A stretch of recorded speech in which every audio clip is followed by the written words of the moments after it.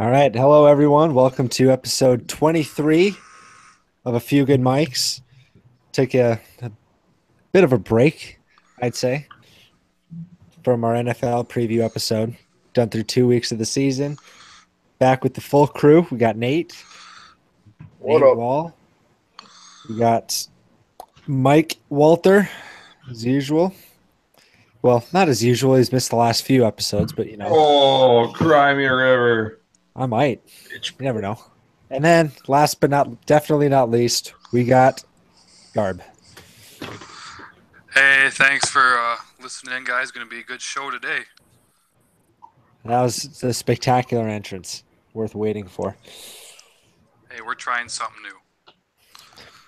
All right, so let's get started with Sunday night football, and the Packers got embarrassed again by the Falcons, losing 34-23. Wasn't really that close. Guess whoever wants to start it first. What was your biggest takeaway from that game? Let's go. I'll take it. All right, Mike. Start with you. Packers lost in the Falcons game. So going into that game, I really wanted to see how the Packers secondary held up because the first game against the Seahawks, the Packers looked really good. Their secondary fared pretty well. And I had said in our group chat, when everyone was all big on the defense, I loved Mike Daniels in the D-line looked phenomenal, which helped the coverage, obviously, in the back half as well. I thought the offense looked okay in that game, but keeping it shorter on that game in general in this topic, I guess. I didn't think Seattle had much offense to offer. You know, without Lynch there, that team has been a nutshell, especially on the offensive side of the ball. They're nowhere near what they were a couple years ago. There's nothing really there outside of Russell Wilson. I mean, their biggest name outside of him is probably Doug Baldwin or Jimmy Graham. And Jimmy Graham, again, not in that system. He's horrible. He hasn't done a thing since he's been there. I don't want to rant on this too much, but what I'm going to really get at is that I didn't think Seattle's offense was anything special. Came true in their second game against the Niners when they were losing in the fourth quarter and hadn't scored a touchdown at home.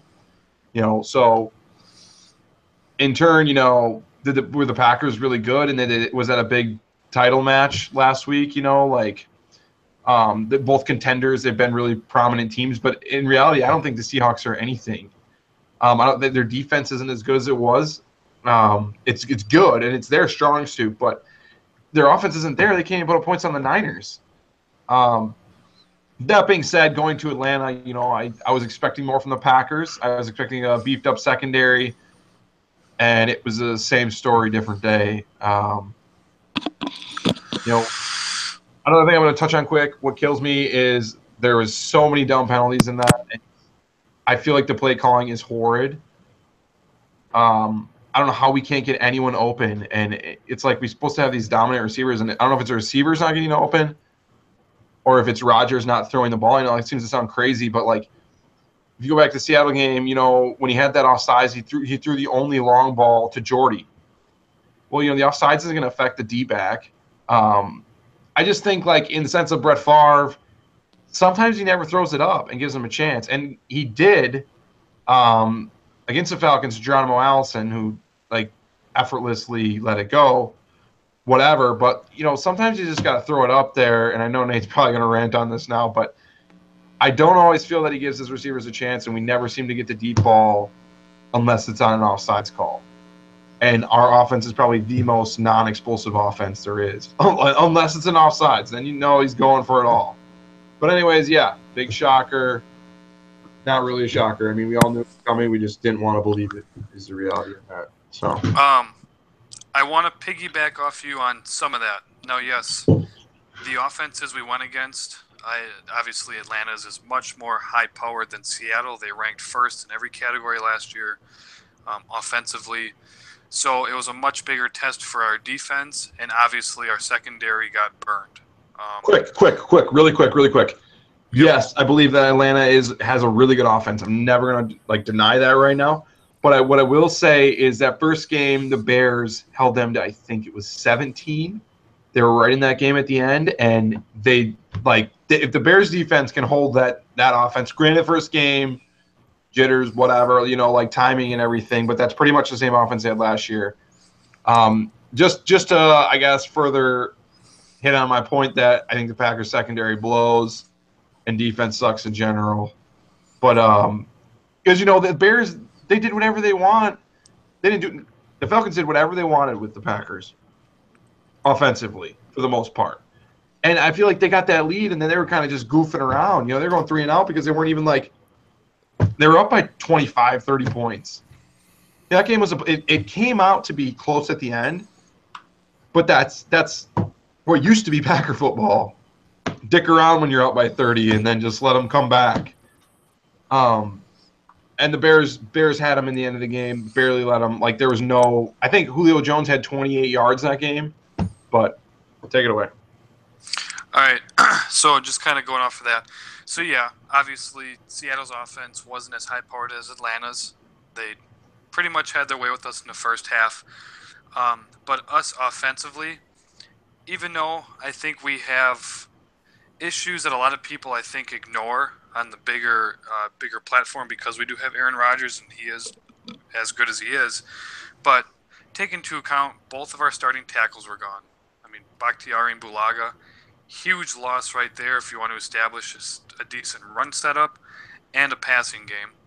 And then just kind of going over the injuries we had, losing Jordy Nelson in the first, losing Mike Daniels in the first, eventually losing Kentrell Bryce, Cobb, and House. We had a lot of big-name guys go down in the game that we really can't afford to lose. Lose players, I mean, not the game itself. But irritating when we don't step up to the challenge. That's what I hate, where if I've said it once, I've said it 100 times, New England is doing something that somehow the rest of the league has not figured it out. Someone goes down, next man steps up, and they always seem to know what to do and can fill in those shoes. Why are we not able to? What is so different from us and them that we can't have a second string? Granted, I know that Julio Jones is an extremely great receiver. You got to help out on that, but when we got guys who are going down in injury, why can't we have that step-up mentality? And that's where it gets irritating for me as a fan, that we lose a starter, and right there, we're screwed. No one's going to be able to know how to step up. And I think it goes to coaching too. Our offense can't do anything sometimes. They're just so stagnant. They just, and then that, to me, if our starters can't get it done, what the hell's Joe Blow back there, 2 seats back going to do? Because I think our play calling is just so stagnant, and I could be wrong. That's just my thought on it as to why. And then totally agree with you on the injuries, but Atlanta has injuries too, and that D tackle that went out, what's his name? It was Mike Daniels. No, for Atlanta. You talking about for Atlanta? Vic Beasley. I'm not saying the Packers did have a lot of injuries, but I'm just saying they had their injuries too, and they still handled us easily. But the Vic Beasley injury came. The game was already won at that point. I'm sure they had other injuries. Throwing that out there, but yeah, I'm sure. Yeah, no. The main thing I'm getting at here is we lost a game that, from our prediction podcast, I predicted we were going to lose. I just didn't think we were going to get shellacked the way we did. But I do think there is more going on behind the scenes that's affecting us more than just a stagnant offense and a torchable defense. But like Mike said, I think coaching has a big thing to do on that. And I will back McCarthy up day in and day out. But it's hard to defend Capers on a lot of these decisions. Dude. But that's an opinion coming from me, and I know that that's heavily biased. But it's just tough to watch some of these games when I feel like we should be presenting ourselves a lot better than what we really are. I mean, that opinion might be biased, but dude, it's definitely not wrong. I've been thinking that for the last 3 years, and I know I'm not the only one, especially in this room right here. I caught it thinking what? That about Dom Capers, man. Oh yeah, yeah. That pisses me off. It's like people don't always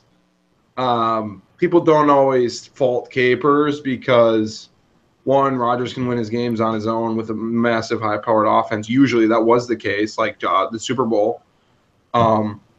But I think that they think like, oh, well, he's got banged up secondary, so we'll give him another year. We'll let this one slide this year. Like last year, everyone's out. They got Ladarius Gunter on Julio Jones. We'll let it slide. And it's so repetitive. That happens every year. Like there's always either some sort of 2 or 3 injuries that say, oh, he doesn't have his full defense out there. It's not full strength. What can he do? And then either that or the offense is on such a tear like Rodgers last year. The Packers go on a massive win streak, and it doesn't matter what the defense does. Exactly. And it's like, oh, it worked last year. It worked for a good stretch last year, so it must be fine. But no, the defense has been the same story for the last 3-4 years. And I think we got good talent on there. We've got Pro Bowlers back there in the defense. Like Clinton Dix is a Pro Bowler. Mike Daniels is really good. Clay Matthews, say what you want. He's still done pretty well the first 2 games. Yes, I'll give you that. Yes. Nick Perry was good, and they've got talent there, but a lot of it comes down to scheme too. Like they got to be put in the right positions to succeed. And that's where Dom Capers comes in, and he's not. Yes. And when we needed a first down at the end of the Atlanta game, it's common sense. I think it was first. They needed a first down as first or second down and 15 yards they needed. Mm-hmm. And Julio Jones spread out left guard. I was talking to you on the phone during this, and he's one-on-one with Demarius Randall. One-on-one with Demarius Randall. And Clinton Dix or Morgan Burnett, I don't remember which one it was there over the top, but I shit you not, like 15 to 18 yards off. Like they're so far back. By the time Julio gets the ball, it doesn't matter where he is. Julio did a slant route, which the corner's going to lose every time with no help inside. Yeah. And I think he went for like 14 yards. He almost got the first down. Because whoever Devontae Freeman gets the first down next play. But he was already so far behind. And it wasn't, because Clinton Dix was coming up, but he was already so far back. And it's like, you need to stop them. This is like do or die. You're already using your timeouts. Like this is and you're playing the safeties 15 yards back? Yeah. What? You think they're throwing a bomb? Like, what? Let them throw it.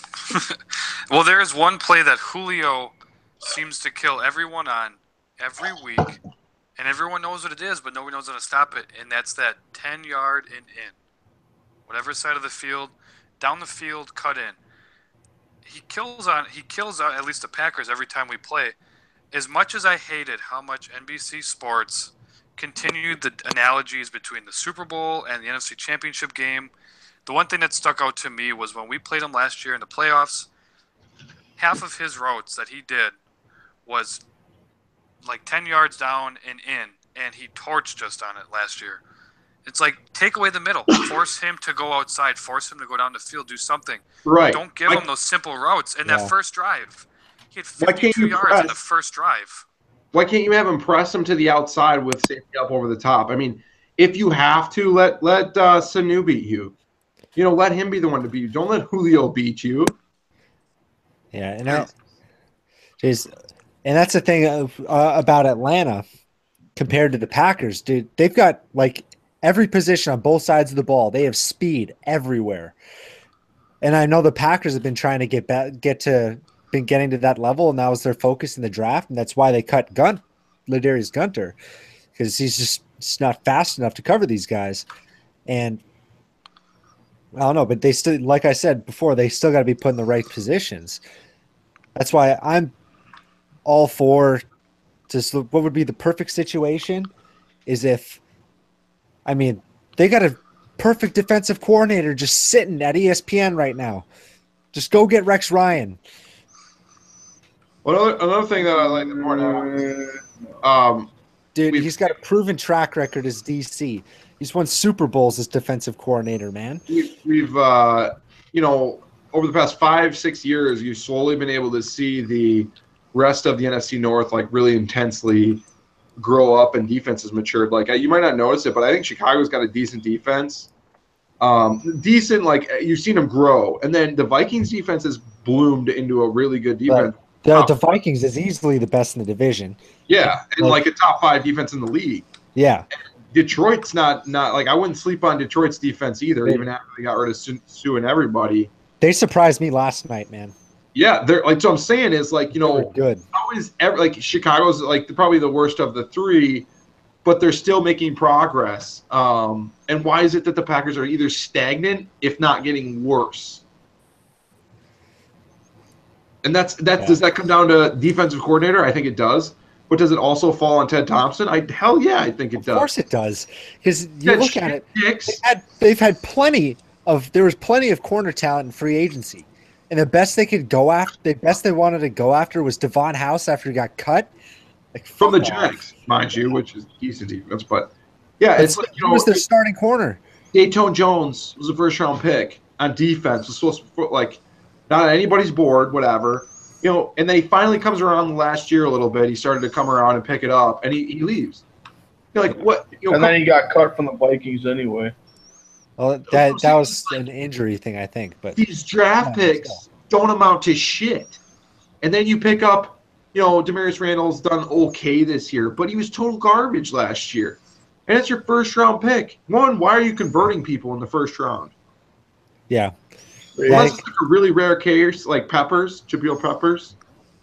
That, dude, what are you doing? If he's a safety, you can't. Odds are he's a safety, not a corner for a reason. Yeah. And they already got 2 fucking really good safeties. But I guess the only positive that I've seen out of the defense is that I like the way that they have, like, on passing downs on third down, where they've got they've got Perry on one side, and they've got week 1 they had Ahmad Brooks, and week 2 last week they had Kyler Fackrell up on the outside, opposite side, and you got Clay Matthews rushing them through the middle with Morgan Burnett as your passing like cover linebacker, like either him or Josh Jones. That's like one of the few things I really liked about the way they set things up. But what Collinsworth, they call it their nitro package, I think. Yeah, and that's definitely been frustrating. Like you said, it's been frustrating for years with the defense. But to me, too, what's frustrating is ever since that stunt where, God, I always talk about this, I never think of the year. It might have been 2 years ago when we picked up James Jones. Yeah, 2 years ago. 2 years ago. That was when the offense went through a series of like 6 games. Yeah, that was probably totaled like 300 yards. That was the year that Jordy Nelson tore his ACL. Right. So they couldn't do anything. They were never getting open, and there was times Rodgers probably had 35 seconds back there. Yeah, and he had all day. I have flashbacks of that all the time. Like this year, just our offense is so stale. Yeah, and that was half of that game in Atlanta because it was over. Yeah, they were playing prevent defense the whole time. It's like, and then, like I said, the first game with the Packers, that one touchdown to Jordy was not an offsides, and that's the only time A-Rod airs it out. Not to say he shouldn't. I'm just saying, that's the only time we get a deep ball is when he's safe to do it. He's like so scared or whatever. It's just really frustrating to see what's supposed to be such a high-powered and blah blah blah blah blah, and running back can't crack 60 yards, which is fine if you're throwing the ball, whatever. And we seem to get no explosive plays. It seems like every other team in the league gets a, like 60-yard pass, so-and-so wobbles through the defense, whatever. We never, unless it's an offsides. Yeah.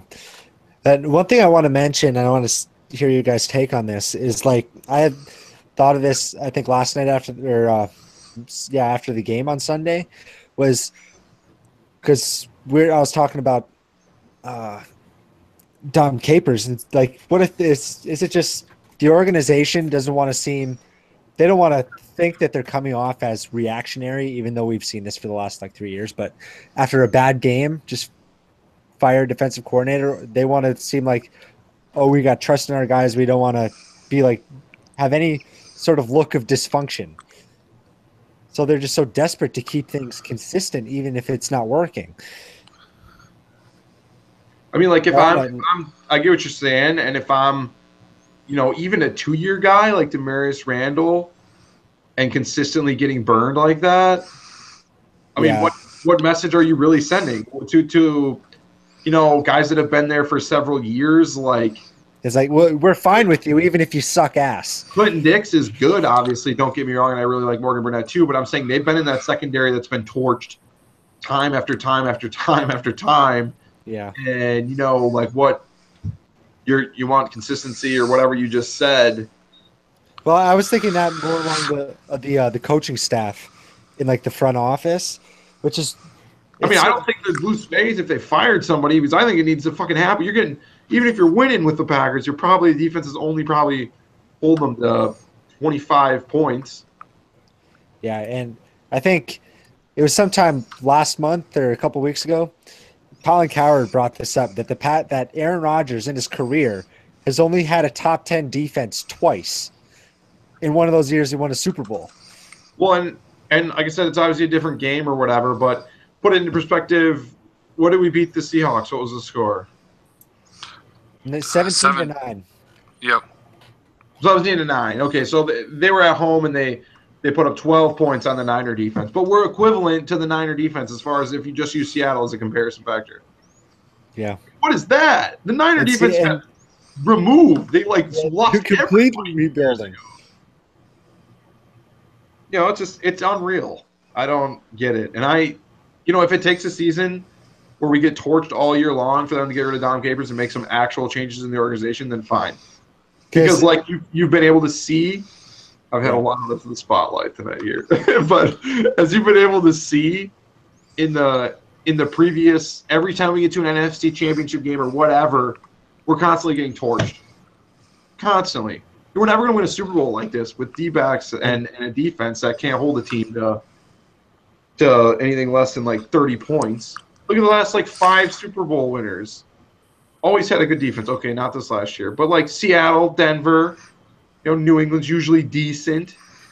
We don't got anywhere near that caliber defense. Well, just a quick jump into that. I've just kind of been listening to what everyone's saying here, but as much as our offense is kind of stagnant at times and 3-and-out, we still find a way to kind of put ourselves in a position. So I think that's the exact point right there, is the defense, as much as our offense is limiting at times, you give us a halfway decent secondary, and I think we can make a pretty decent run. Our offense is going to perform at some point in a game. If it's for only a quarter and a half or 2 quarters or whatever, there's going to be production at some point.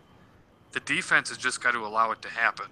And that's, I think, where you're going with this about the whole Super Bowl thing, is the offense will put numbers up. It's just, when will it happen? How long can we sustain it for? Because last year, we go on a 4-game losing streak, and all of a sudden, boom, 6 games. Where the hell was all this? Now we're actually playing together. Granted, the defense still had its issues there, but how are you telling me that after a 4-game losing streak, our offense all of a sudden is just explosive? You're telling me that need to win isn't there all year? Why has it only become an issue when you know you can't lose? So, I don't know, I think I just kind of trailed off on a completely different topic there, but the ultimate thing was saying that a better defense would definitely assist with the limiting offense. Yeah. All right. I mean, yeah, I was just about to say, Nate, get your words in, man. all right. So I agree with what you guys have been saying. I mean, it sucks having guys like, Burnett and Haha that have been there forever. Those guys, I think we've watched, not really them, but their counterparts get torched and whatever. But, I mean, it sucks that I think it was the second or third quarter, Kevin King. They started putting Kevin King, I think, on Julio, if I'm not mistaken. And, you have a guy that pretty much matches up size-wise with with Julio, and I think he's got really good speed for a guy being, I think he's like 6'3". I think you need to put him more into play with, those bigger receivers that tower over. Well, I mean, because I think what is Randall 5'11", 6 foot. I mean, it's not all about height. I mean, if the guy can jump, it's really not all about height. But I think with you got to teach these guys, and I don't really know how I feel about this nitro defense, as Collinsworth was calling it. I mean, I think with you know, it's like how you guys talk about like Jabril Peppers and those guys that can kind of you can throw them into anywhere and they can do something. Burnett's always been a safety. Haha has always been a safety, and now all of a sudden you're throwing them into this kind of linebacker, dual linebacker type role. And it's like, okay, why do you need to do that? I mean, it's not that you're short at linebacker. You got Perry, you got Matthews, you got, guys like that who have had a pretty good last couple of years, especially Perry. But I mean, it's one of those things. I mean, offense can't do everything. I mean, the injuries we had that sucked, they're all notable players. It's not, but I agree with what was said. I mean, Patriots, you could fill in Chris Hogan, you can fill in any bum off the freaking street, and they'll have an answer for it. Whereas us, it's like, oh shit, our top receiver went down, our season could be fucked, our game is definitely fucked. It's just one of those things. I mean, and I think, Ty had a good game at running back. Don't get me wrong, but you got to look at it. I mean, we got to find just a permanent full-time running back. I know he can play receiver. I know he can play running back. But we need to find a full-time running back that just specifically plays running back, not this, it's just the Packers as a whole. They want to fill guys in positions they've either played a little bit or never played before. And it just doesn't make sense to me. I mean, Montgomery's a quick guy. Yeah, he's got a real quick 40 and whatnot. He can get up the field fast, but, I mean, it just doesn't make sense to me. We got to find an answer that's, on defense as well as on offense. So yeah. Let me hop on that real quick. Totally agree. I think as Packer fans, we don't always get the. We really like Ty Montgomery because he's always been solid for us. But if you look at his actual stats, like this year, I know I'll just take it for what you will, but like he doesn't even have 100 yards this year in 2 games. He's got 89 yards in 2 games rushing. And granted, I think there's a lot of backs that wouldn't get that with the Packers because we don't run a lot. We just don't have – we do run a lot. We just don't have whole – it's just not – it's very successful. Eddie Lacy didn't have a good year last year. But, in 2 games, 89 yards, and what saved him for things like fantasy is he does have 2 touchdowns. But, I mean, 20 or 30 attempts, 89 yards. That is garbage. That's like less than 3 yards a carry. I mean, your number one back, and it's not like anyone else is getting yards. I mean, Jamal Williams is second outside of Rodgers with 4 attempts and 15 yards in 2 games. But obviously that's not a lot. But I'm saying, like, as a starting back to not even have 90 yards after 2 games, like, you obviously have offensive problems right there. You can't only pass the ball. Look at the Falcons. You know why they're so good? Because they're 2-dimensional. You know, the Patriots. Right. You got Coleman. You got Freeman. I mean, it's just one of those things. I mean, like you said, I mean, with Montgomery, it's you just look for that guy that's, obviously we don't need a guy. I mean, I feel like Jamal Williams that your head was in the right direction with getting him. He's a rookie. He's got some time to prove himself. But, I mean, we need kind of a now guy. I mean, I'm not opposed to picking someone on a free agency or making a trade where we could actually get a dominant threat at running back. And I mean, you can argue all you want until we had those 2 tackles out. But to be quite honest with you, I thought McCray and Murphy, for being their first, I think they both were first-time starters in a brand-new stadium on Sunday Night Football, I thought they did relatively well. Well, and like I said, 2 games, same result. He had like 45 yards the first game, 45 yards the second game. Yeah, so it's not like, Balaga in there or any of those guys in there is going to make any difference. I mean, it's just one of those things. They just got to figure out an answer. You could even argue that Seattle's front 7 is more fierce than Atlanta's as far as running the ball for tackle blocking. Well, for like their front 7, it's Seattle's. I'd put them up against anybody else in the league. I'd say they're probably Well, that's what I'm getting at as far as blocking goes. yeah. We had starting tackles for that one, and we didn't for the next one. And either way, same result, running the ball about 45 yards. But in the end, like the Mike McCarthy can only do what Ted Thompson gives him. You know, in the end, like it's the same, basically the same staff as when they won the Super Bowl 7 years ago. Like winning one Super Bowl in 10 years with a Hall of Fame quarterback gives you like a lifetime pass. Like if they were to just put my ideal situation, I guess, you fire Capers, you get rid of him, toss him on the street. He's a bum. Get him out of here. Toss him on the street. He's past his prime. Go get Rex Ryan. There's your DC. I know Nate was hesitant earlier when I said that, but whatever. Go get him as your DC. Then you sort of maneuver to get Ted Thompson. Make him a scout only. And then get Elliott Wolf. Yeah, then promote Elliott Wolf. He would have taken the Colts, I think. The Niners job. He was up for the Niners job.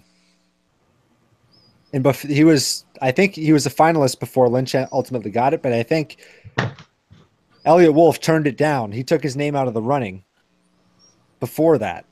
That's because I think he knows he's going to be the GM of the Packers at some point. It's got to be now. Just like make Ted Thompson a permanent scout because he loves to scout. That's what he is. But so then maybe Elliott Wolf will go all in on these free agents that are out there. Because what else? How different would the Packers look if they were to get one of these guys like AJ Boye, who was a free agent and ended up going to Jacksonville? He's been pretty good. Joe Hayden when he got on the market after Cleveland cut him. If you're talking about running backs, I mean, how long was Adrian Peterson sitting out there for?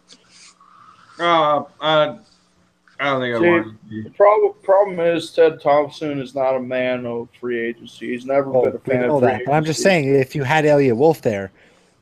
Right. I mean, roles would be reversed. And I mean, I think Packers, we're just like the Yankees or the Red Sox in, baseball. We're a team of tradition. We don't fire coaches after 2 games, 3 games. That's not us. I mean, I kind of wish it was us in this scenario because, I mean, I think, if Capers keeps his shit up with his stupid nitro defense that makes absolutely no sense, putting guys that, are dominant at their position. I mean, it's different if you're a guy like, I mean, I know me and Mike went back and forth like Peppers, he's okay at a few spots, but he's not dominant. So, I mean, if you're on that side of the fence, you're like, okay, what shoe's going to fit with this guy? But Burnett's dominant. Obviously, HaHa is dominant as well. It just doesn't make any sense to – I mean, we got to stop being reactive. We got to get ahead of the curve, not behind the curve.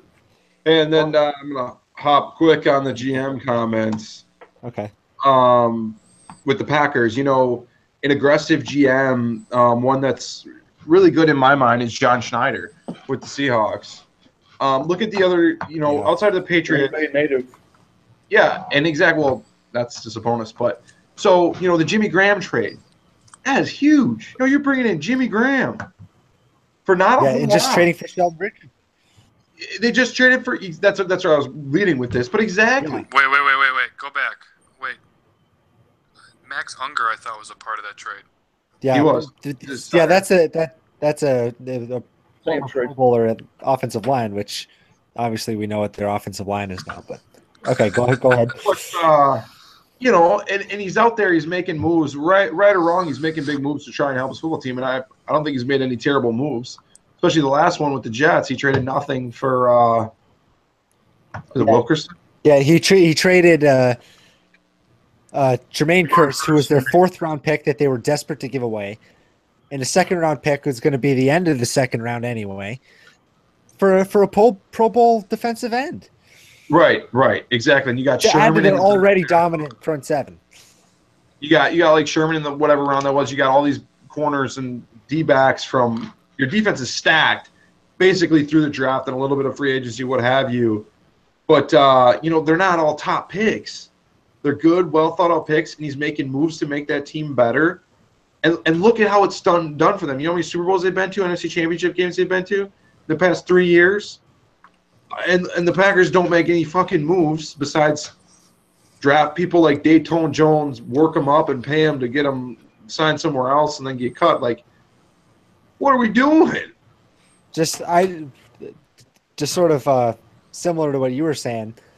I'm just going to mention a different GM here. Just go 1 year, just like what John Elway did. Go all in on free agency, like how he went DeMarcus Ware. You got like all these TJ Ward. You had all these different guys to just beef up their defense. He went and got Aqib Talib, and he got all these guys, and they ended up winning a Super Bowl with marginal quarterback play. And That's exactly it. just imagine if we did something like that. We had Aaron frickin' Rodgers. Exactly. That Peyton Manning was horrible on that Super Bowl run. Yeah, so bad he made Brock Osweiler look good. Yes, exactly.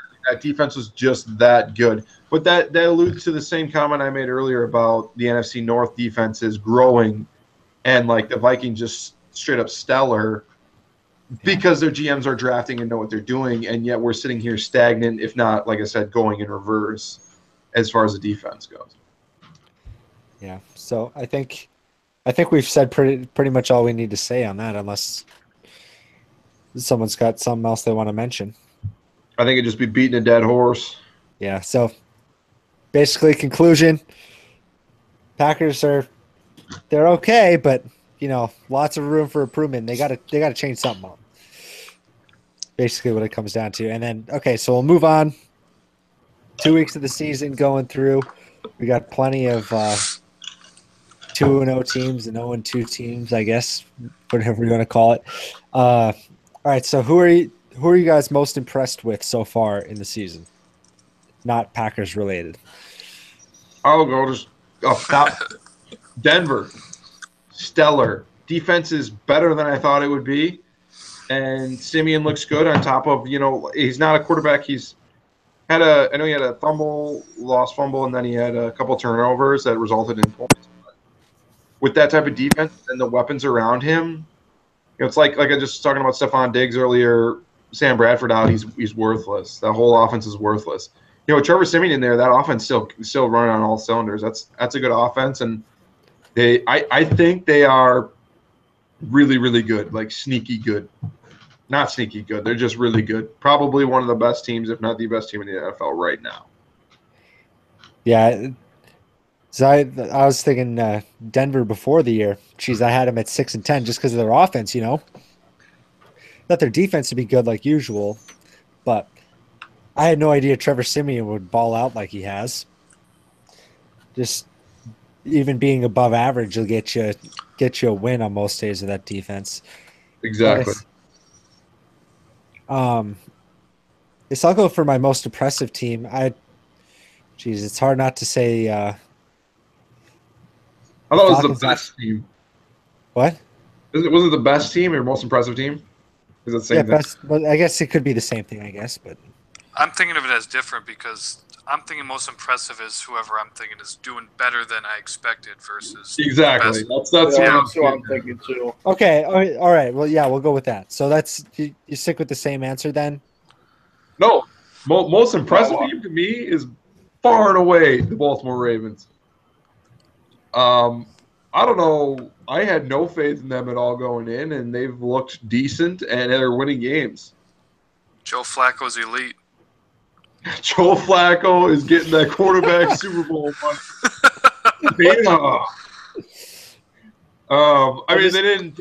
They beat the Bengals, but they beat the Bengals 20-0, and then they beat the Browns. So not too impressive wins, but Bengals are on their way going 2-14 though, so not that big of a deal. The Bengals are absolute shit week 2. That'll probably be our next topic. But I'll go with one. All right.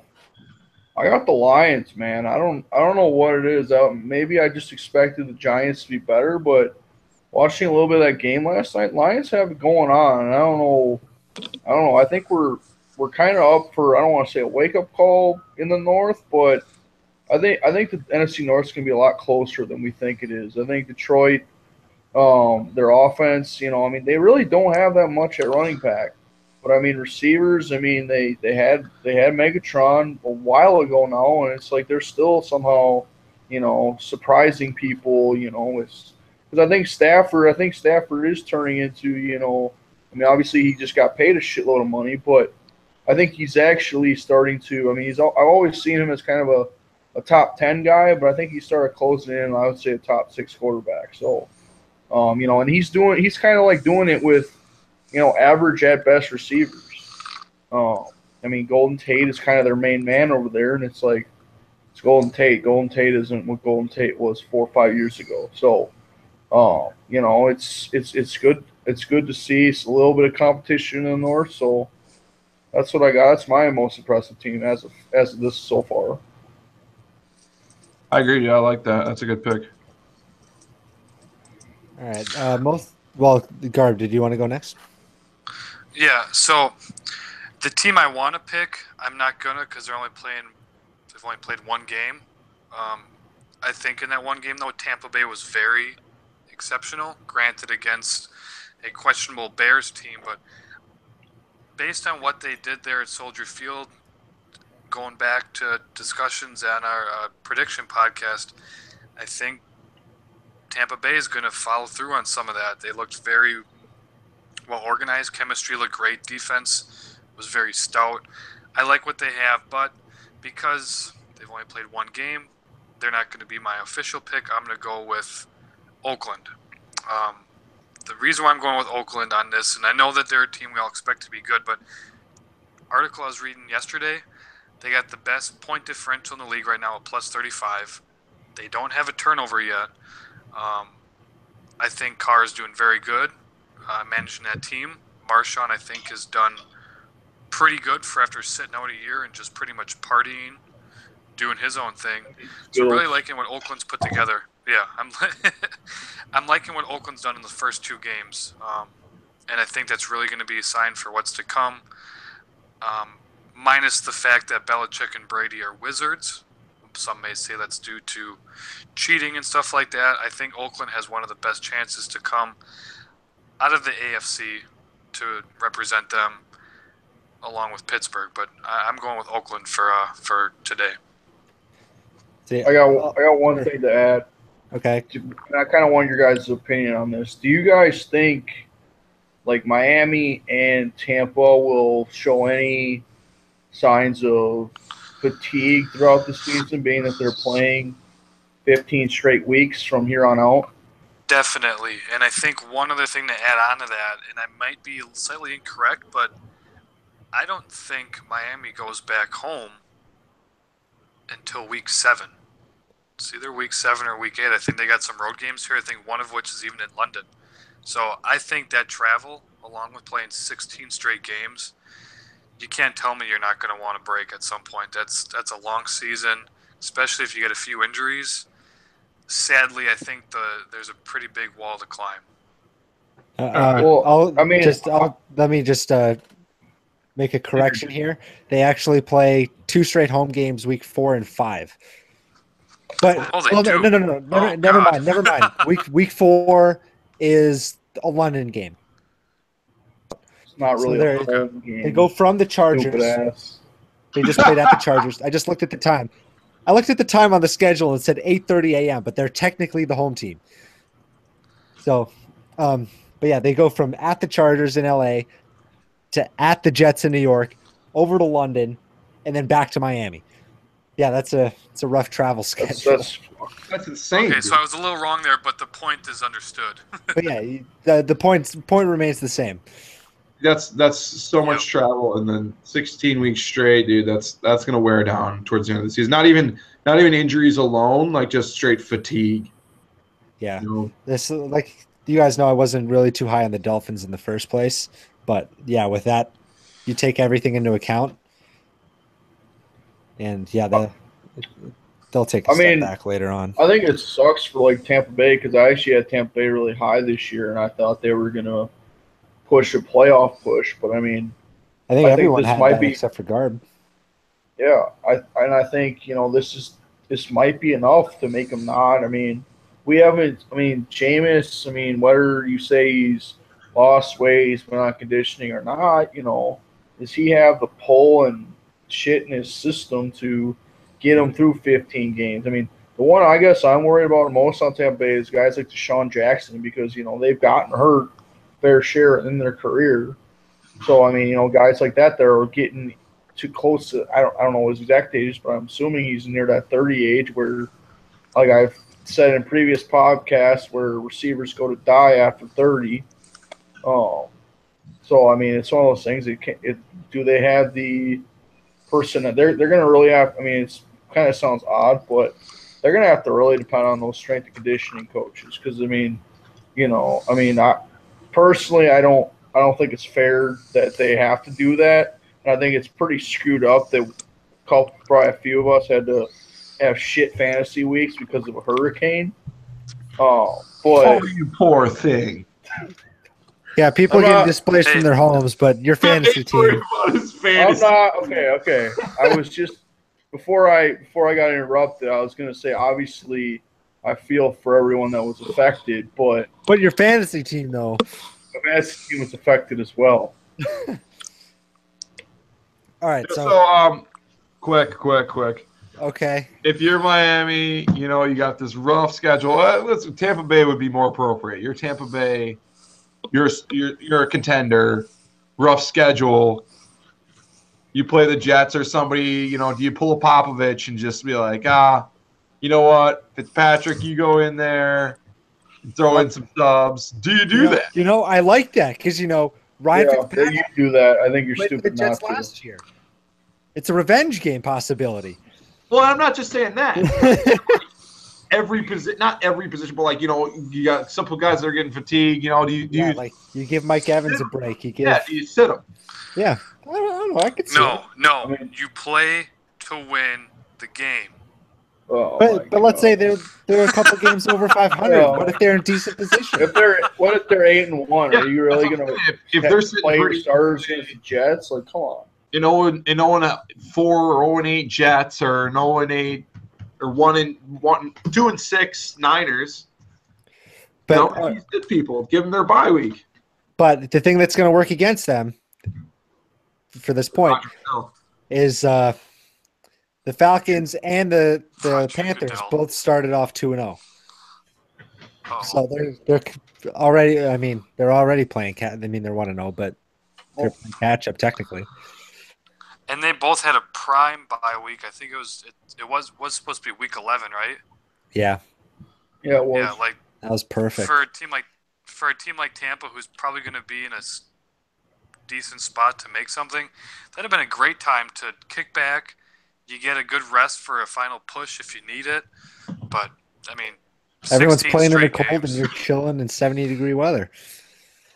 See, I really feel like the NFL is being unreasonable with this. I don't know what they can do, obviously, but I mean, it's not. I mean, to have your bye week the first week of the season. I mean, I feel like there's something that they can do.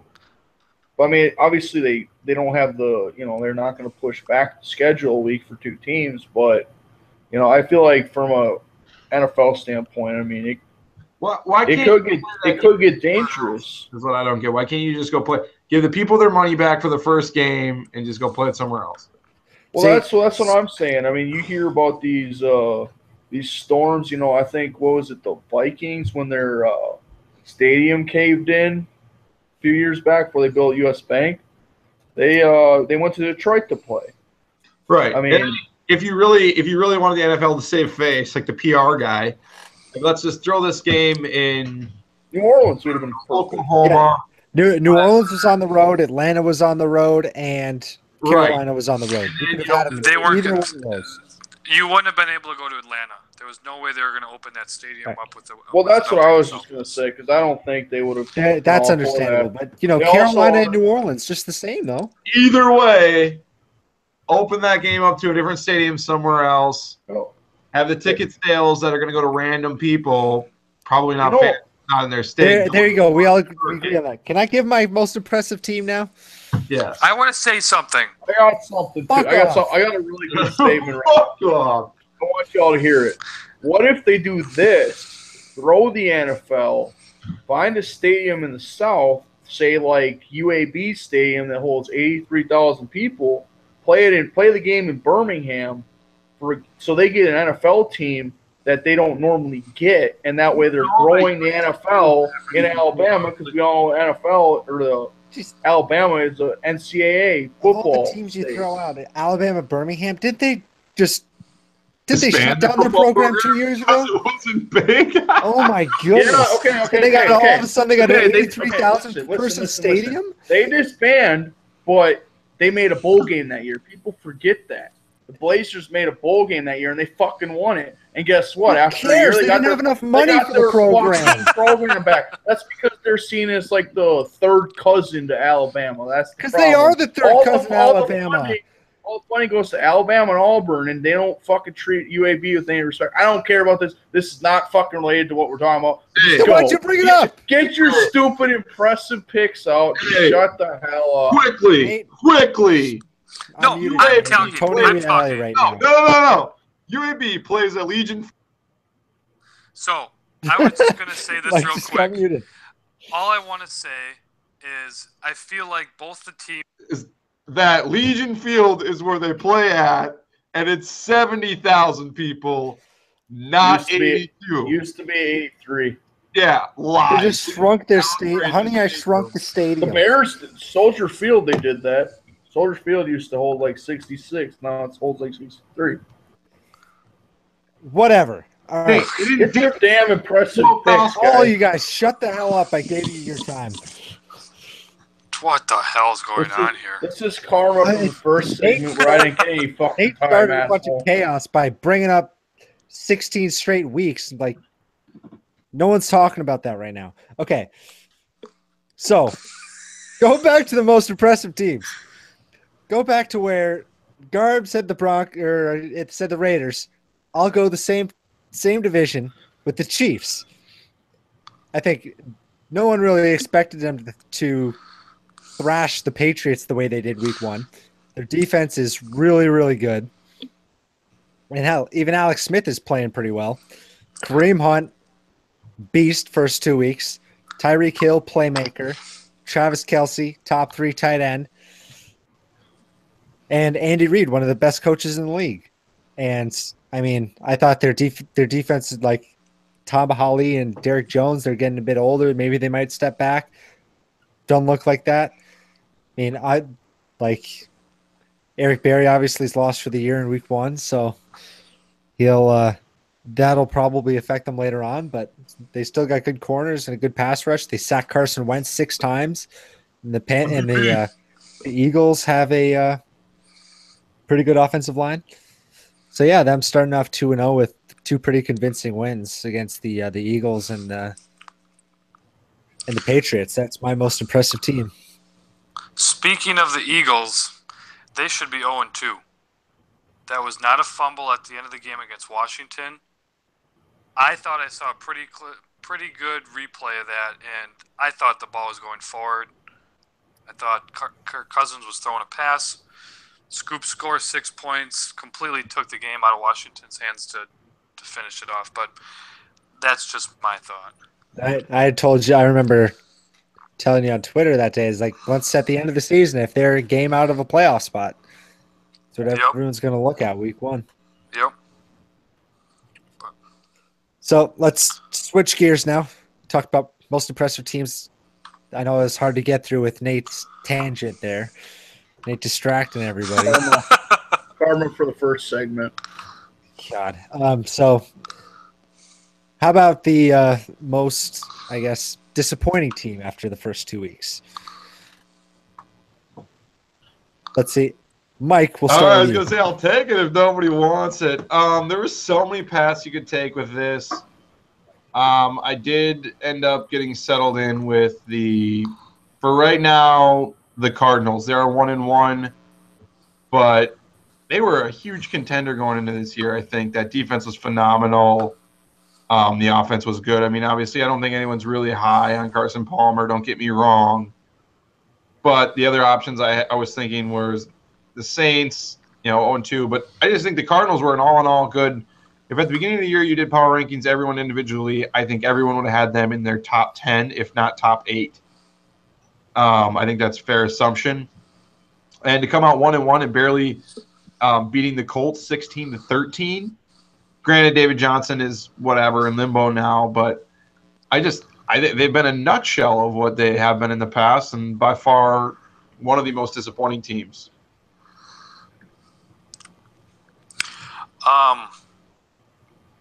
I personally think it's the Bengals. You got a team who, yeah, you're right. You can jump in afterwards. You got a team who's, for the past few years, been a pretty solid contender out of the AFC. Obviously, not anything Super Bowl related, but puts themselves in the playoffs. Usually shoots themselves in the foot there, pretty much because of perfect. But you got a team that 5 turnovers by their starting quarterback in week 1, 4 picks and a fumble, and gets shut out. That's terrible. I mean, not trying to make this another, going back to fantasy on this, but you got AJ Green, who most leagues is probably taken in your first round, if not very high in your second, who is getting very zero production. You got a running back situation there that is confusing beyond anyone really knows. And then they go down to Houston, which Houston, you got a solid defense and a very questionable offensive setting there, and then you lose in a pretty poor setting there. And to top it off, now they fired their offensive coordinator. I would have never expected anything like that to come out of Cincinnati. I expect there to be a change. I don't expect them just to keep riding this out, but not what I thought was going to happen out of Cincinnati. I agree with the running back situation. It's a nightmare for Joe Mixon owners. Fuck you. I threw that in there for you. I will say this about Cincinnati. It's really hard to, build a team leadership when you have a guy that's a thug, that's a criminal like Pac-Man Jones. I just don't think that his locker room presence does anything for anybody, and I think it's starting to finally wear on Cincinnati that they're finally hit the shithole of the NFL. So, but I will. Being the Garb took mine, I have one that I'm a little surprised about, and maybe this is because OBJ hasn't played much. But Giants, I think, have been a letdown this year. I mean, if there's one quarterback that I think has really showed his age this year, it's Eli. Just doesn't seem real mobile anywhere. He does. I mean, he doesn't. I don't know. He just doesn't get the ball off like he used to. I mean, I know he's 36, 37. But I mean, I still thought he would have a little bit better of a, last couple games, and he really hasn't. I mean, he's one of those guys.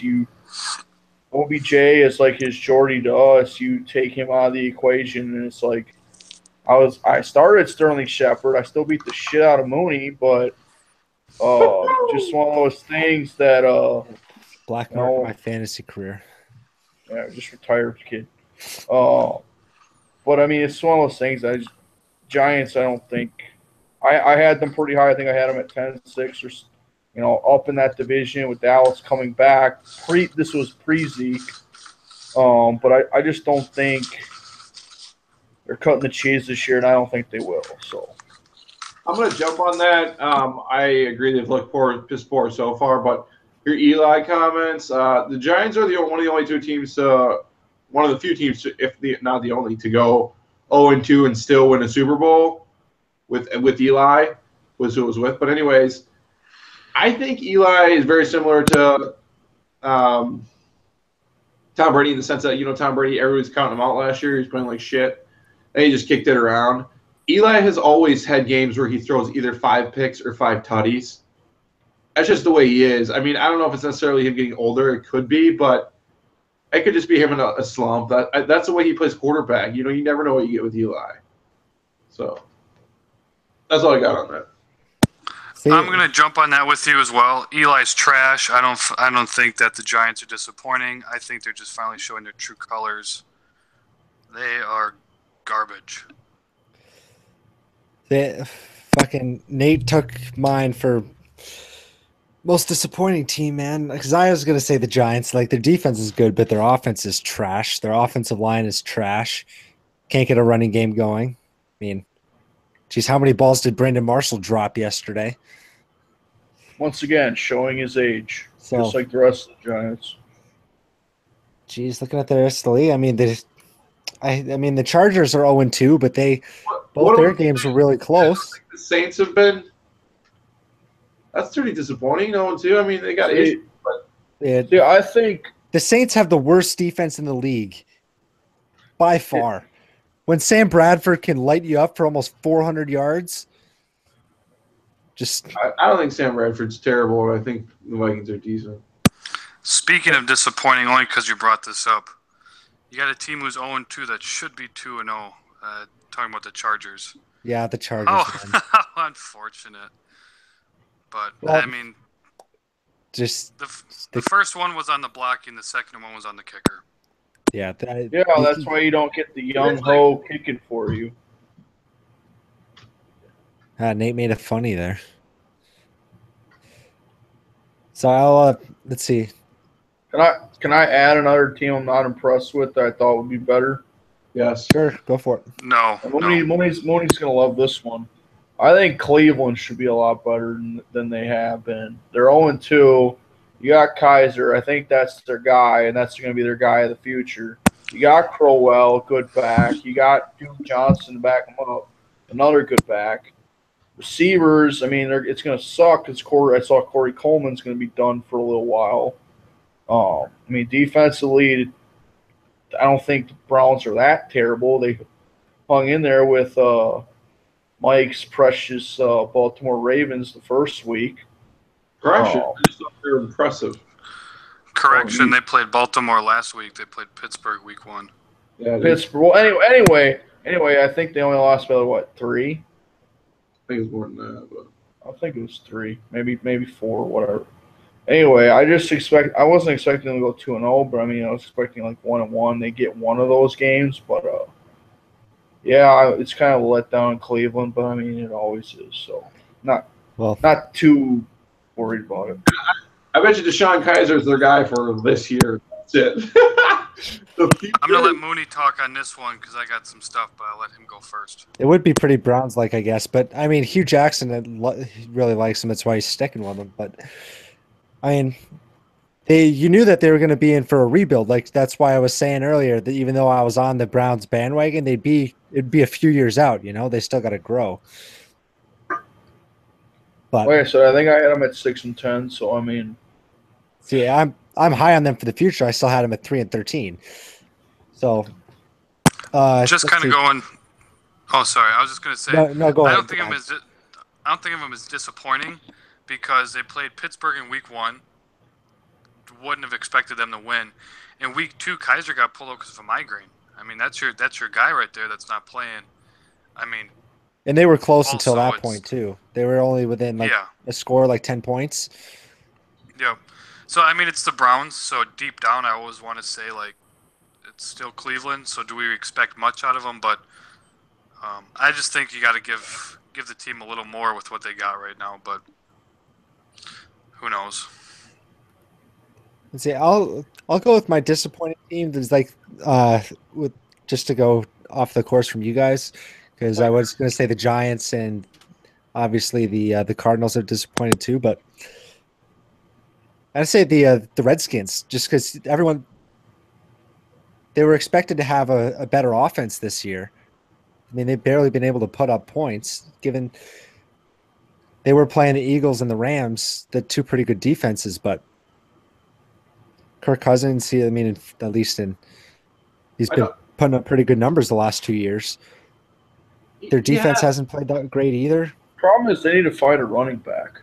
I was just gonna say, and receivers, they're so inconsistent. Every other team like Packers, Jordy Nelson, as in they have their receivers for a while. Like they had Deshaun Jackson for a little bit, they had Pierre Garçon for a little bit.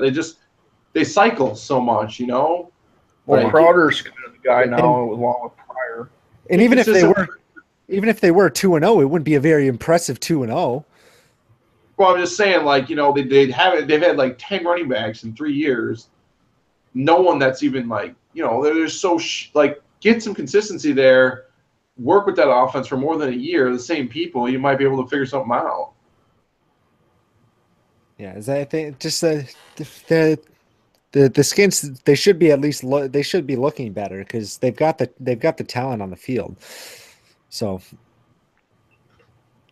I guess it's kind of a half-hearted pick, but no, that's what I got. So next up is there any fantasy football?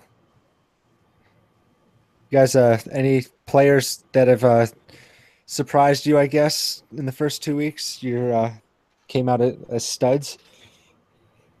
I'll start, and I bet everyone and their brother knows We who I'm all gonna go. we all know where it's going, man. Kareem Hunt, rookie. I mean, yes, Mike Spencer Ware is out for the year. I was aware of that. You weren't. Well, you had all the notes in front of you. I did, but I mean, he had a very, very stellar first game. I think he put up close to 40 for my team, and then even last game, I mean, he didn't have a lot of yards. I think he was around 100, maybe a little under. Still had 2 touchdowns. I think I still had 22, 23 from him. So I mean, if I can get that kind of production all year, I mean, he just as a stat last week, he put up half of what Mooney's whole fucking team put up. So, if you can kind of have that kind of production all year, I'm all for it. So, good job, Kareem Hunt. Who? What was the question? Your like biggest fantasy surprise or best player? Who's been good? Who sucks? Your fantasy stud of the first 2 weeks. The Take first that in 2 weeks. in any form you want. I'm torn. I'm gonna go with C.J. Anderson because Big week. he's not always flashy. Like I wanted to say Todd Gurley because he'd be my second. But the thing with C.J. Anderson is you don't draft C.J. Anderson in the first four rounds. He's like a 5th, 6th round guy, and he's absolutely killed it. And in the first week, I think he only got 9 points, which wasn't crazy. But the thing that he gets for you is he's getting the yards, and he'll get his touches at the end zone. He just might not get them, but he has like 90 yards consistently every week. And then this week he got into the end zone, ended up going off for like 22 points. He's like a sleeper stud, and like I think I got him in the 5th or 6th round. If you can get him late, that's killer. Yeah, so I'll step up to the plate next, and I'll go with my stud. I mean, you were talking about him earlier. He might not be getting as much yards as you'd like in the running game, but considering the versatility which they like, Ty Montgomery. He's putting up some good points each week. He's scored 22 points last week. He's a fantasy lover. That's what I was saying. Fantasy lover, and now that you can play him at running back, it's a lesser known, like not as deep position. So, and being able to put up good numbers there, and you're getting him in the 4th, 5th, 6th round. That being said, though, are you content with the Packers running game the way it is, or would you like to see an upgrade in just more yards per game, like a 100-yard rusher would be great, or you think Ty Montgomery's the guy, I guess? I think Ty Montgomery can be the guy. I think he's good enough to be the guy. I think I would like to see them stick with the running game more. It's just we didn't see it last week because they were down so much off the bat. They couldn't run the ball. Yeah, it was the same result. But I'm just saying, if they give it, they're so quick to just switch away from the run if it doesn't work for like a couple plays, Yeah. Just give him more of an effort because I think he is good enough. So I'm curious for everyone else. Just say if you think or don't think that Ty Montgomery could be the guy. Could be the guy. Is could 50% or what's the percentage? Just if you. Do you or do you not think that he is the guy? So you would need 51% of you needs to believe it. I don't. Okay, why? Why? You got to be the downer on this. Why? I think it's one of those things that in the NFL. Jesus, today, Nate. All right. Let me go. I just don't think like you stated earlier, Mike. You know, he's putting up 2.9 yards a carry through 2 games. I understand it's under 2 games, but I remember he was pretty similar last year. I know last year was kind of his first year, kind of doing this dual. I was a receiver, now I'm a running back guy, but I still see similar production. I don't see dramatic improvements from him, you know, in the regular season, which is when you need it. I mean, that's kind of. I mean, I just don't see. I want him to be here. I want him to go from here to about here from this year to last year. But I feel like he's staying the same, and we need somebody that's gonna get it done in the long run and slowly improve. And you know, I mean, how many 100-yard games has Ty Montgomery had for the Packers? That's what we want. That's what we need. We need someone to get us 100 yards a game. I know we haven't had that since probably sort of Amon Lacey. Green. I was just gonna say that. I'm on Green before him. So I mean that's what we need. I mean we gotta let the Rodgers getting older and older and older. You know, he's not going to be able, you know, he's going to turn into like an Eli or whatever the hell you may call him when he's 37, 38. So we need to give him, you know, a running back that, you know, if Rodgers wants to throw on 2 downs or even on 3rd down, you can let him do it because you have a good running back. I just don't think Ty's that guy. I hope I'm wrong. I really do. But I just I don't see it for now. Yeah. I see. My problem is that I asked you guys because I'm torn myself. I don't. I think Ty, like Mooney said, and especially last year, you could really see that when he matches up with like a linebacker in the passing game and stuff, he's super versatile and a huge advantage in that sense with the matchup that he creates. But I don't know if he's quite, you know, the guy that I'd like to see. Like, I guess Lacey in his prime to me was more impactful as a running back. And I'm talking like his prime now last year. But I don't know, too, if it's the Packers' system, like Mooney said, running the ball. They don't stick to it. And like, you know, it's not like we got Tariq Conan that just goes in and rattles off 100 yards. Our backups aren't doing anything. Like, you know, we've had back after back and nobody's doing anything. So I don't know necessarily if it is Ty Montgomery or if it's not. That's kind of why I asked it because I was really curious what you guys thought. So I just want to quick jump in on this. I think he can be. You got to kind of look of, even though he wasn't a rookie last year, you kind of got to take last year as a rookie season in regards to the running back. Then you look at this year. He's gone up against Seattle and Atlanta, both of which that I feel have a fairly above average front seven and are good at stopping the run. I don't think of him as a fantasy stud because you take away those 2 touchdowns, he's only got 89 yards on the year. And you were pretty close. He's averaging 3.1 a carry with a long of 8. So I think he can be the guy. I think he can be the guy in the long term, but he's pretty much in season 2, and he just went up against 2 above average run defenses. So I think you got to give the guy a little more time than just 17 games. I'm just pulling up some stuff here because he played 15 last year, pretty much as either full-time or part-time running back, and now 2 this year. So I think he's got to get at least the rest of this season to prove himself. I know, obviously, it would be nice to get that 100 yards a game rusher, but it's not realistic to have a running back that's rattling off over 1,600 yards a season. But I mean, I'd be happy. Who knows? Not to cut you off, but I'd be happy if he got 1,000 yards a season. That would make me content. If he could rip off Edith. I mean, we don't need a AP in his prime ripping up 2,000 yards or even like you said, 1,700 yards. You know, if he get You know, You just anywhere want from someone who's going that. to be productive week in and week out. Right. I want someone that, yeah, they might have 50 yards one week, but next week they get 160. You Yeah. know, No, I get it. I think because, yeah, he used to play running back, but he got drafted as a receiver. I think it's just a matter of getting himself back into that groove, and I think he deserves more than one season and a couple games to have that opportunity to be the guy or not.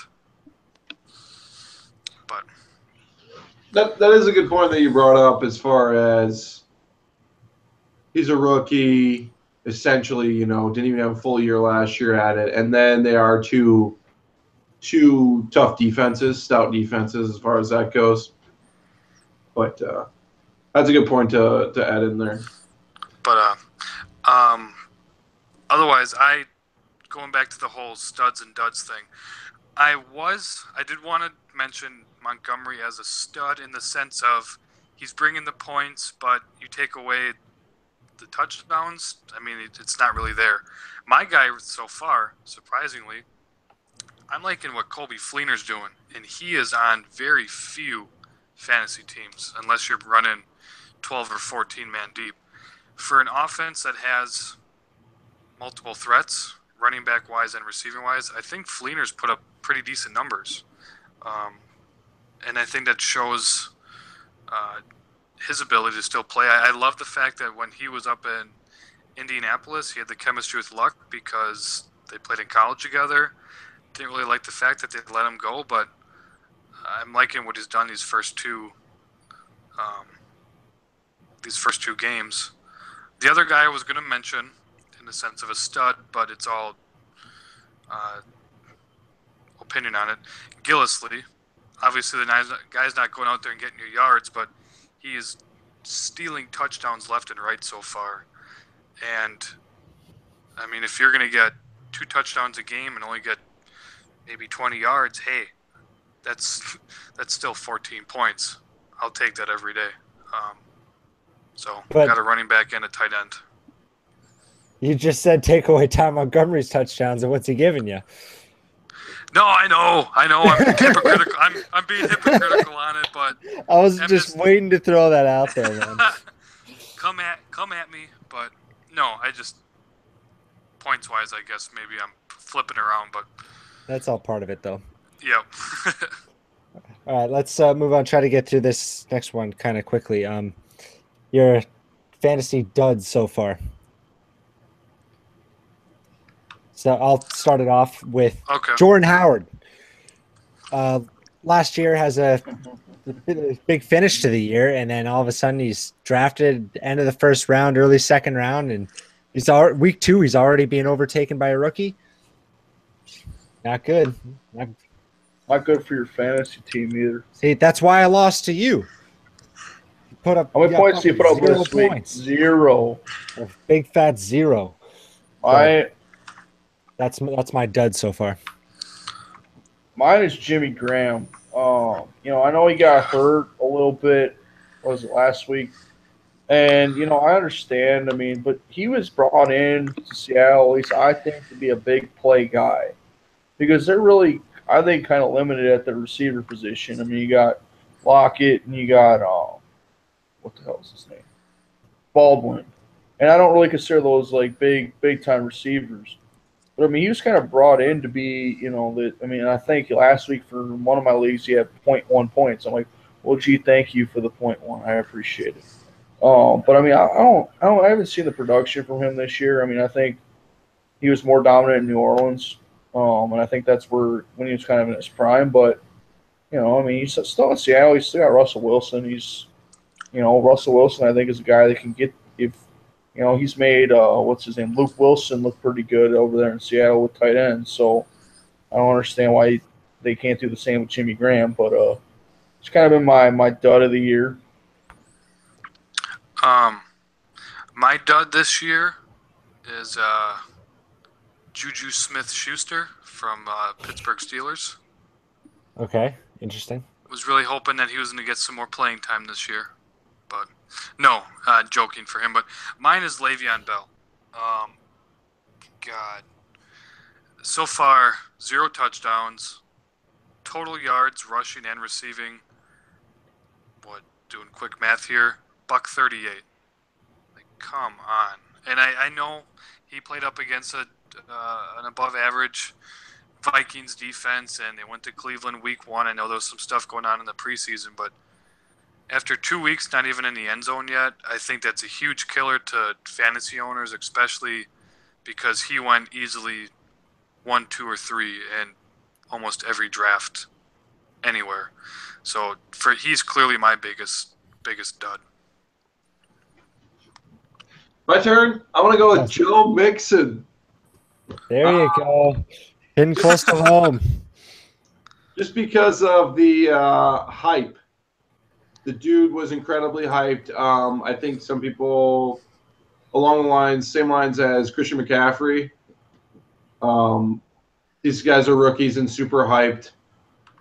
I was okay with the hype with Leonard Fournette because you knew 100% he was going to be the guy, and you knew 100% that he could hold that job. Like, he could do it. Joe Mixon, I had that thought, and apparently every fantasy draft did, along with Pro Football Focus.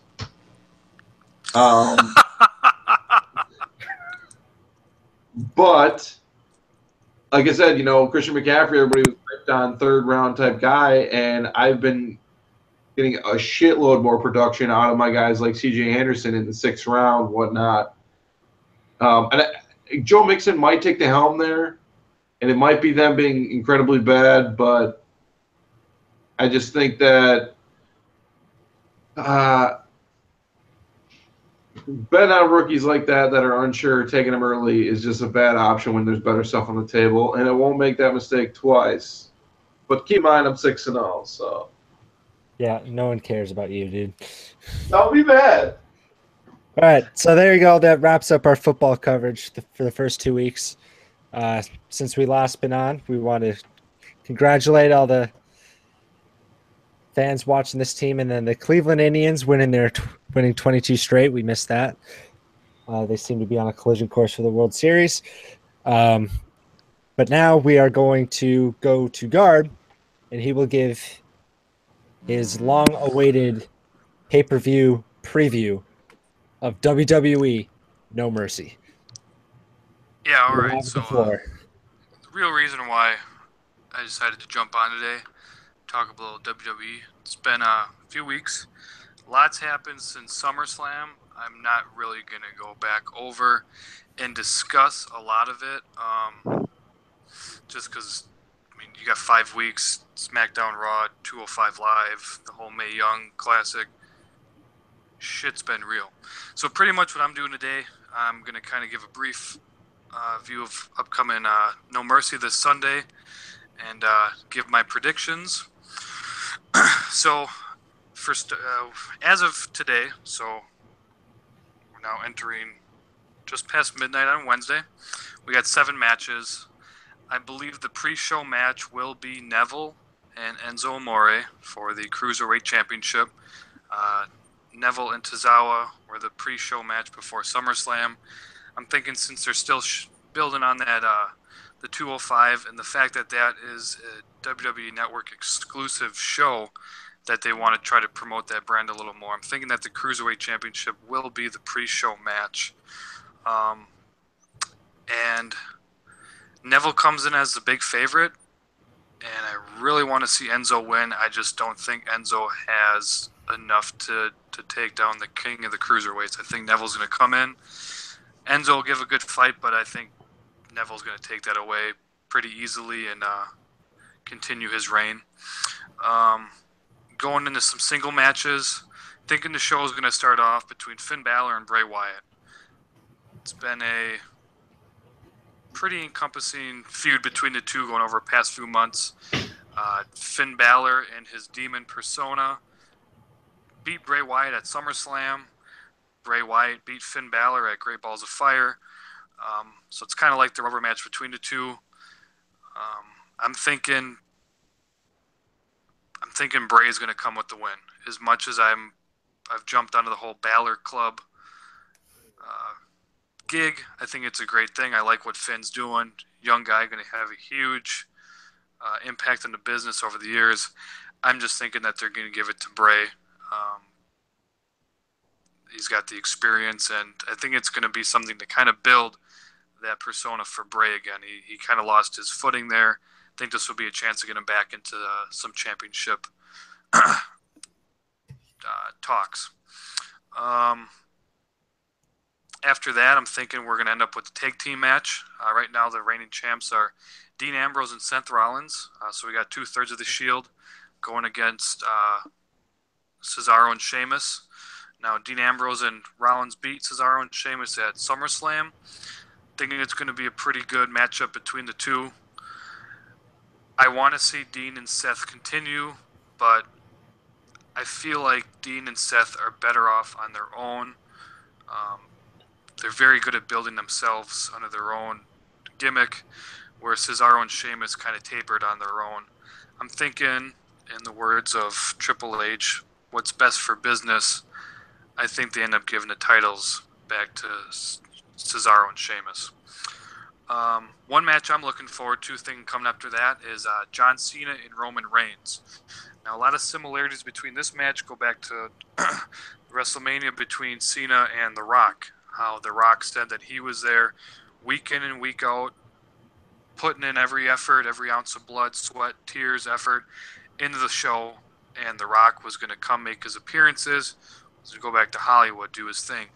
The roles are reversed. Cena came out, kind of called out saying he wanted to take down Roman, and Roman saying that he's doing what he's doing because Cena's failed. He's let the business down, blah, blah, blah, this and that. I'm thinking this is going to be towards the end of Cena's career. I mean, he's a part-timer as it is. The guy's earned the position as a part-timing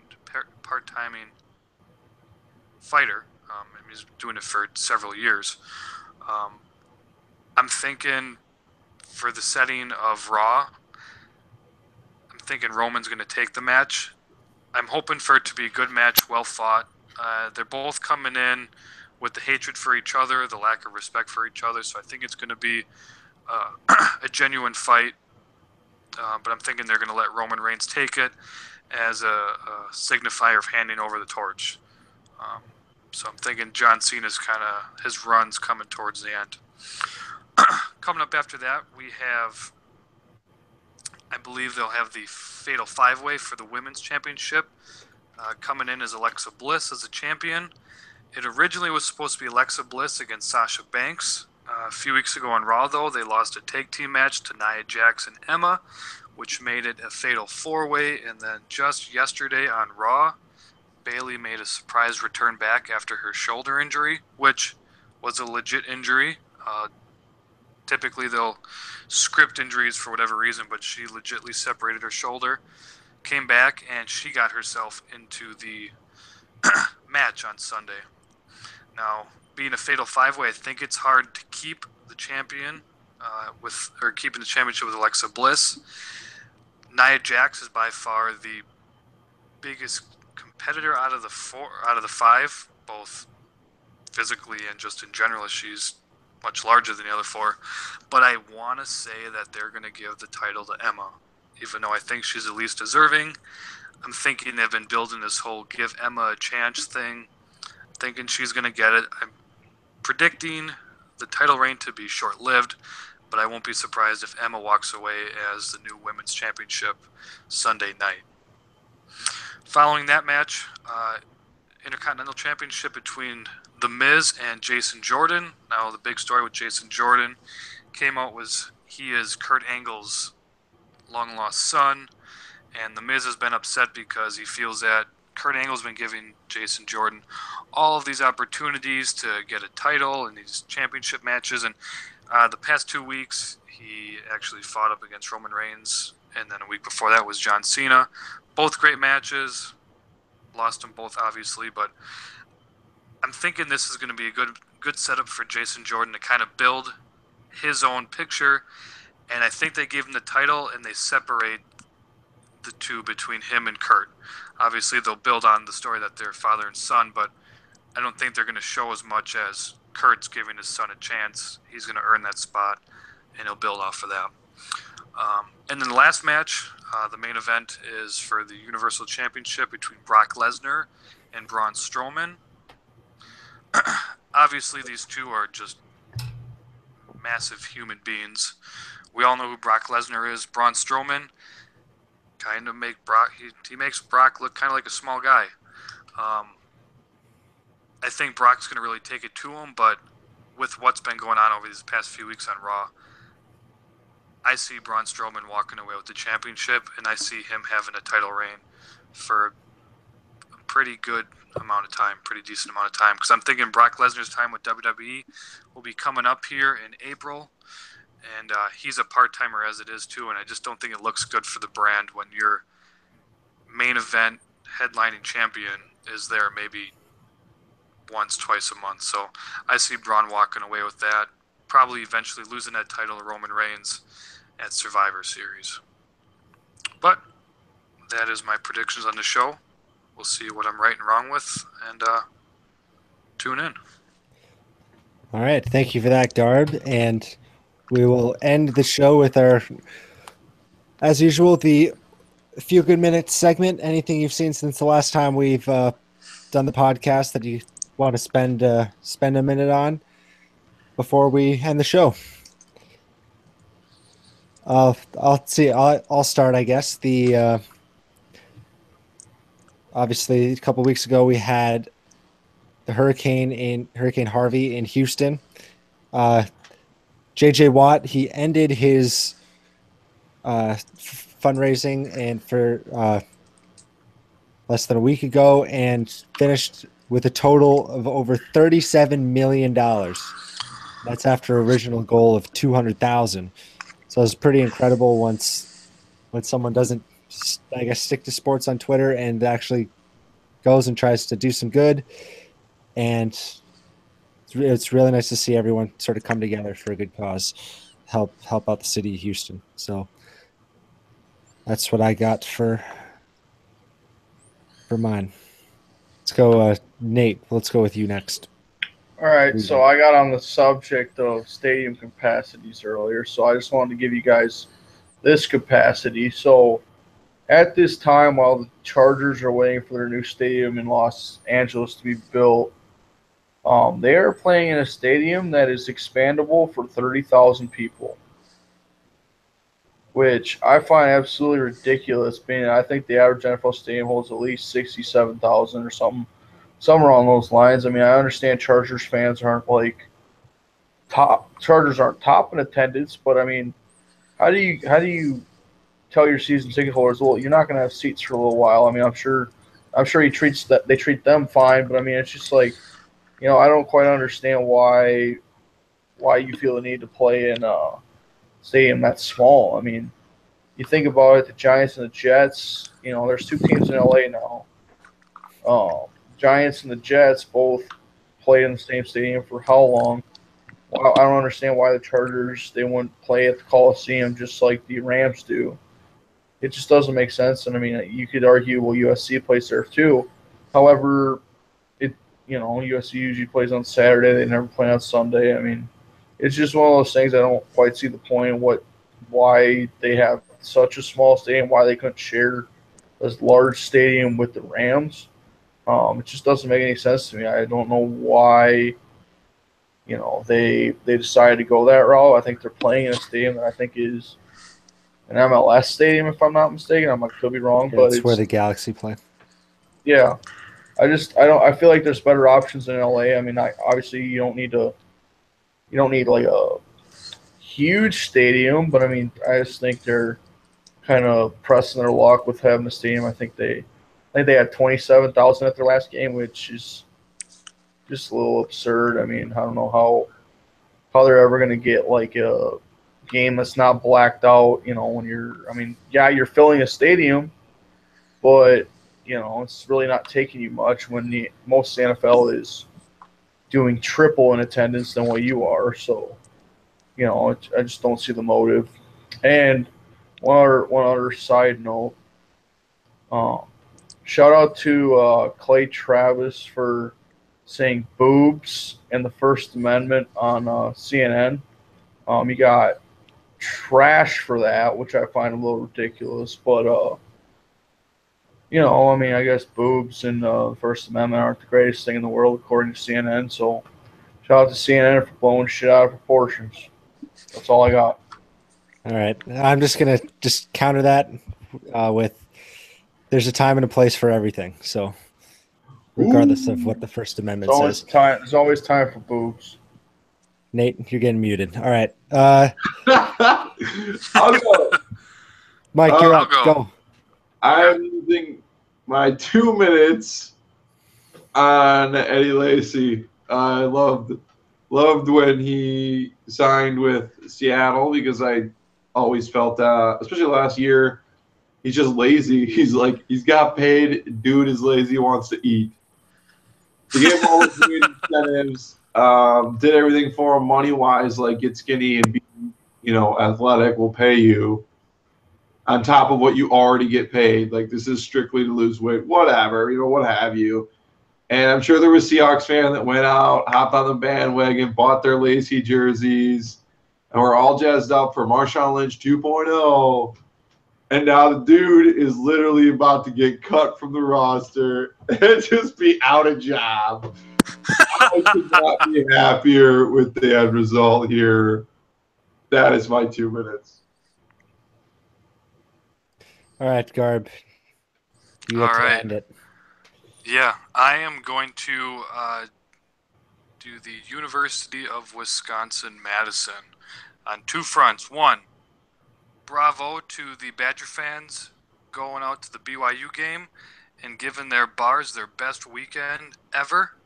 The local bars opened 2 hours early and damn near cleaned them clean.